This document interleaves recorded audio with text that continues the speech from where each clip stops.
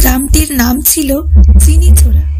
সন্ধ্যা নামতেই গ্রামের একমাত্র কুয়োর পাশে আগুনের মতো লালচে আলো জ্বলে ওঠে। বলা হয় যে ওই আলো দেখে কাছে যায় সে আর বাড়ি ফেরে না। একদিন কিশোর রাজু সাহস করে দেখবে বলে গেল। সবাই নিষেধ করলেও সে হেসে উড়িয়ে দিল। সন্ধ্যা 7টায় বাড়ি থেকে বেরিয়ে গেল কুয়োর দিকে। ওই রাতে হঠাৎ গোটা গ্রামে ভেসে এলো অদ্ভুত কান্নার আওয়াজ। কুকুরেরা একসাথে ডুকরে উঠল, বাতাস ঠান্ডা হয়ে গেল।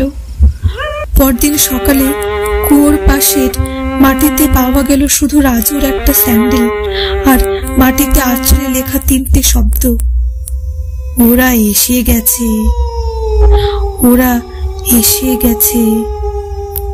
তারপর থেকে কেউ আর সন্ধ্যায় কুয়োর ধার দিয়ে হাঁটে না।